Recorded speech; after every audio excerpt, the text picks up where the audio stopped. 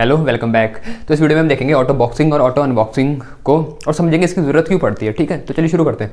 तो इसकी डेफिनेशन में क्या बोला गया है, automatic conversion of primitive type. अब हमारे प्रिमिटिव टाइप जावा में 8 होते हैं, byte short, int long, float double, char और बुलियन। तो जब इनको हम उन्हीं की कोरस्पॉन्डिंग रैपर क्लास में कन्वर्ट करते हैं, ये याद रखना, into corresponding object wrapper class, उन्हीं की, मतलब अगर कोई इंट को मैं कन्वर्ट करूंगा तो इंटीजर में करूंगा, फ्लोट को करूंगा तो फ्लोट की ही रैपर क्लास में करूंगा, कैर को उसकी रैपर क्लास कैरेक्टर में करूंगा कन्वर्ट।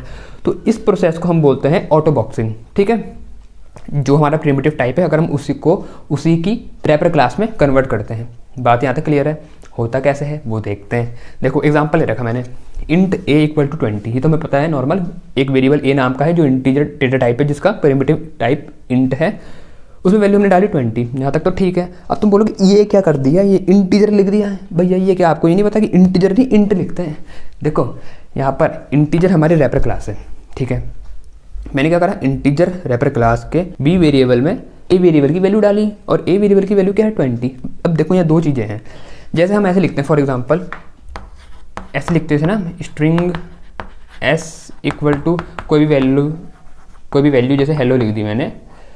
अब देखो एक तो ये था, ये स्ट्रिंग हमने पढ़ा है, ये हमारी होती है क्लास, साथ ही साथ अभी हम इसका एक as a data type use कर रहे हैं। क्यों? एक डेटा टाइप की तरह यूज़ कर रहे हैं ना, नाम लिखा जैसे डेटा टाइप को लिखते हैं, ये लिखा, फिर वेरिएबल का नाम और वैल्यू डाल रहे हैं। तो उसी तरीके से जैसे यहाँ पर मैंने लिखा है इंटीजर बी इक्वल टू ए, तो बी ना इसका ऑब्जेक्ट है। अब देखो यहाँ पर हम इसको एज अ डेटा टाइप की तरह यूज़ कर रहे हैं, पर क्योंकि इंटीजर एक क्लास है तो बी उसका एक ऑब्जेक्ट बनेगा। ठीक है, ये तो हमें समझ में आ गया कि 20 का ऑब्जेक्ट बना और उसकी वैल्यू वही है जो ए की वैल्यू है, मतलब उसमें भी 20 वैल्यू आ चुकी है। अब क्वेश्चन ये उठता है कि ज़रूरत क्यों पड़ी इसकी, ऐसे करने की ज़रूरत क्या पड़ी? भाई ठीक है, यहाँ भी 20 वहाँ भी 20। हाँ, अगर मैं इसको प्रिंट कराऊँ तो दोनों जगह 20 प्रिंट होगा। अगर मैं ए की वैल्यू प्रिंट कराऊँ तो वो भी 20, बी की कराऊँ तो वो भी 20। तो फिर फ़ायदा क्या है ऐसा करने का, रैपर क्लास बनाने का क्या फ़ायदा है? तो देखो ये याद रखना, जैसे मैंने कोई रैपर क्लास है मेरी फॉर एग्जाम्पल, तो बी जैसे यहाँ पर है इंटीजर बी इक्वल टू ए करा, तो बी इसका ऑब्जेक्ट बन गया। अब कोई भी ऑब्जेक्ट अगर किसी क्लास का बनता है तो हमें पता है वो ऑब्जेक्ट उस क्लास के सारे मेंबर मेथड को चला सकता है। तो जो इंटीजर नाम की क्लास है ना हमारी, इसमें बहुत सारे मेथड है, नंबर को रिवर्स करने का, उसको रोटेट करने का, ये सब। तो मुझे बताओ, अगर मेरे को मान लो फॉर एग्जांपल इस नंबर को रोटेट या कुछ करना होता फॉर एग्जांपल, तो अगर खाली ऐसे लिखा होता मैंने इंट ए इक्वल टू 20, अब जरा करके दिखाओ ऐसे रोटेट है, तो तुम्हारे पास कोई बिल्ट इन मेथड नहीं होता, तुम्हें कोड लिखना पड़ता।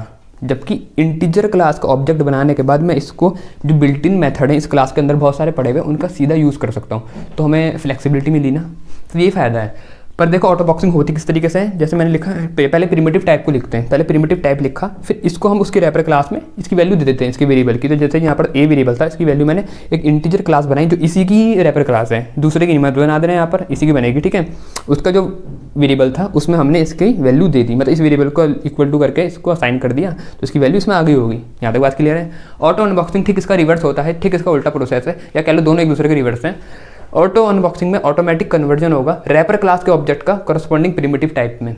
ठीक है, तो देखो जैसे रैपर क्लास का ऑब्जेक्ट है, तो पहले मैंने लिखी रैपर क्लास, मैंने लिखा इंटीजर ए इक्वल टू 20।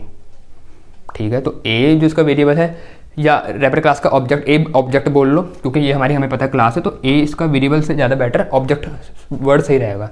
तो इंटीजर क्लास का हमने जो ऑब्जेक्ट बनाया ए नाम का, इसमें वैल्यू 20 है। तो मैंने नीचे क्या करा, मैंने इंट बी इक्वल टू ए करा, मतलब मैंने इंट जो प्रिमिटिव डेटा टाइप है उसके बी नाम का वेरिएबल मैंने ले रखा है, उसमें ए की वैल्यू डाल दी, तो यहाँ पे 20 वैल्यू आई होगी। प्रिंट करूँगा दोनों को तो 20 ही प्रिंट होगा। पर ये ऑटो अनबॉक्सिंग का एग्जांपल इसलिए है क्योंकि मैंने जो वैल्यू रैपर क्लास को दी थी उसको बाद में मैं उसी रैपर क्लास के प्रिमिटिव टाइप में चेंज कर रहा हूँ, जबकि यहाँ उल्टा था, यहाँ पर हमने जो प्रिमिटिव टाइप की वैल्यू थी उसको रैपर क्लास में चेंज किया था। तो इसलिए ये ऑटो बॉक्सिंग है और वो ऑटो अनबॉक्सिंग है। ठीक है, इसका एग्जाम्पल से समझते हैं इसको, ये होता कैसे है। ठीक है, तो ये तो मेरे ख्याल से आपको क्लियर हो चुका होगा इनके बीच का डिफरेंस। ठीक है भाई, एग्जांपल लेते हैं, तो मैं इसको रब करता हूँ। तो ये एग्जांपल ऑटो बॉक्सिंग के लिए, तो क्लास बना रखी ऑटो बॉक्सिंग नाम की मेन मेथड है, उसके अंदर एक मेन चीज़ यहाँ पर है, ये इंटीजर डेटा टाइप का नम नाम का वेरिएबल जिसमें वैल्यू 20 है। अब मैंने उसी की रैपर क्लास बना रखी नीचे इंटीजर, उसका ऑब्जेक्ट num1 है जिसमें नम की वैल्यू मैंने असाइन कर दी, तो इसके num1 ऑब्जेक्ट में भी 20 वैल्यू आ चुकी होगी। यहाँ तक ठीक है ना? तो मैंने प्रिंट कराया system dot out dot print ln primitive type int value is, primitive type int value is plus num. तो ये लाइन तो ऐसे लिखी है कि primitive type int value is, फिर प्लस कॉन्कैटिनेट करा मैंने नम की वैल्यू, मतलब पीछे से नम की वैल्यू लग जाएगी। तो नम की वैल्यू क्या है 20, तो आउटपुट तो आउटपुट कुछ ऐसा दिखेगा, primitive type int value is 20, ये ठीक है।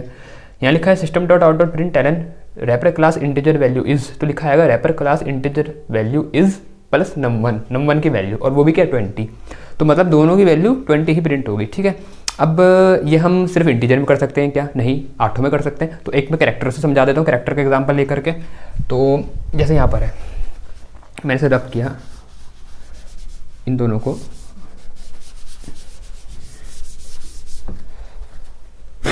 मैंने लिखा यहाँ पर कैर ch इक्वल टू a, भाई एक कैरेक्टर a दे दिया। अब मैंने नेक्स्ट लाइन में लिखा कैरेक्टर, याद रखना रैपर क्लास का पहला लेटर कैपिटल होता है, ठीक है। तो कैरेक्टर का C कैपिटल है, ये स्मॉल है। तो कैरेक्टर मैंने लिख दिया ch1 equal to ch, character के ch वेरिएबल में a कैरेक्टर मैंने दे दिया, और कैरेक्टर जो रैपर क्लास है इसी की करस्पॉन्डिंग क्लास है, उसका मैंने ch1 नाम का वेरिएबल बनाया, ऑब्जेक्ट बनाया, और उसमें मैंने ch की वैल्यू दे दी। तो ch की वैल्यू a है, दोनों में a आ गया है। अगर मैं यहाँ पर प्रिंट कराऊँ वैल्यू इनकी, इंट की जगह यहाँ पर कैर हो जाएगा, कैर वैल्यू इस, तो प्लस हम यहाँ लिख दिया हमने यहाँ पर ch, और ऐसे नीचे हम लिखेंगे यहाँ पर ch1 और यहाँ पर कैरेक्टर। अब बताइए मुझे क्या मेरा आउटपुट आएगा? ch की वैल्यू जब यहाँ प्रिंट करें हमने, primitive type char value is ch, तो ch की वैल्यू a है, a प्रिंट हो जाएगा। और wrapper class character value is, तो कैरेक्टर जो रैपर क्लास है उसकी वैल्यू क्या है? उसमें तो हमने उसी को असाइन करा है, तो a ही वैल्यू है, तो वहाँ भी a ही प्रिंट होगा, ठीक है। पर फ़ायदा ये होता है रैपर क्लास में कि इनके हम मेथड का यूज़ कर सकते हैं और अपने जो ये चीज़ वैल्यू है इसको अपने हिसाब से मैनिपुलेट कर सकते हैं, जबकि प्रिमिटिव टाइप में ऐसा नहीं होता है, ठीक है। तो ये तो मैंने देखा ऑटो बॉक्सिंग का एग्जाम्पल। अब हम देखते हैं ऑटो अनबॉक्सिंग का एग्जाम्पल। अच्छा देखो, ये जो हमारे एग्जाम्पल है ना, ये थोड़े इंपॉर्टेंट है, तो इनको ज़रा ध्यान से कर लेना, क्योंकि क्या पता आपके क्वेश्चन में आ सकते हैं कि ऑटो बॉक्सिंग और ऑटो अनबॉक्सिंग को बताओ, साथ ही में एग्जाम्पल के साथ समझाओ, ठीक है। और याद रखने का तरीका ऐसा है, ऑटो बॉक्सिंग और ऑटो अनबॉक्सिंग क्या होता है? ऑटो बॉक्सिंग में याद रखना कि जैसे हम किसी चीज़ को बॉक्स में पैक कर रहे हैं, तो मतलब ऑब्जेक्ट में पैक कर रहे हैं, और अनबॉक्सिंग जब खोल रहे हैं, क्लास को खोल रहे हैं, मतलब जब किसी की रैपर क्लास से उसको वापस उसी के प्रिमिटिव टाइप में चेंज करेंगे, तो ऑटो अनबॉक्सिंग हो रही होगी। इस तरीके से आप याद रख सकते हो, ठीक है। तो यहाँ पर ऑटो अनबॉक्सिंग का देखते हैं एग्जाम्पल। तो सब कुछ वैसा ही है, बस यहाँ पर चेंज हो गया थोड़ा सा। पहले मैंने इंटीजर नाम के रैपर क्लास के नम नाम के ऑब्जेक्ट में 20 वैल्यू दे दी, इसको असाइन होगी। फिर इंट नाम का प्रिमिटिव डेटा टाइप का यूज़ करा है, num1 उसका वेरिएबल है, उसमें num को मैंने असाइन करा है, तो num को असाइन करा तो ऑटोमेटिकली 20 वैल्यू यहाँ पर आ चुकी होगी num1 में, तो मतलब num में और num1 में सेम वैल्यू है। फिर जब प्रिंट करा मैंने तो लिखा है यहाँ पर wrapper class integer value is plus num, तो integer class wrapper class integer value is plus num और num में है 20, तो आउटपुट क्या आएगा मेरा? लिखा आएगा रैपर क्लास इंटीजर वैल्यू इस 20, ठीक है। और ऐसे नीचे अगली लाइन चलेगी जब, तो क्या लिखा है? प्रिमिटिव टाइप इंट वैल्यू इस num1, तो प्रिमिटिव टाइप इंट वैल्यू इस num1, और num1 की वैल्यू क्या है? जो num की वैल्यू क्या है? 20, तो क्या लिखा है यहाँ पर भी 20। बात क्लियर है यहाँ तक? तो इस वीडियो में इतना ही। नेक्स्ट वीडियो में मैं आपको पार्सिंग के मेथड बताऊंगा और बड़े अच्छे से समझाऊंगा, आपको बिल्कुल क्लियर हो जाएगा अगर आपको कोई भी डाउट है उसमें, तो ठीक है। तो नेक्स्ट वीडियो में मिलते हैं। अगर सब्सक्राइब नहीं करा है आपने मेरे चैनल तो सब्सक्राइब कर लेना, और अपने दोस्तों के साथ भी शेयर कर लेना, और मुझे कमेंट करके बताना आपको वीडियो कैसी लगी है, ताकि मुझे भी मोटिवेशन मिले और मैं और अच्छी वीडियो बनाऊँ, ठीक है। तो इस वीडियो में इतना ही। Thanks for watching my video.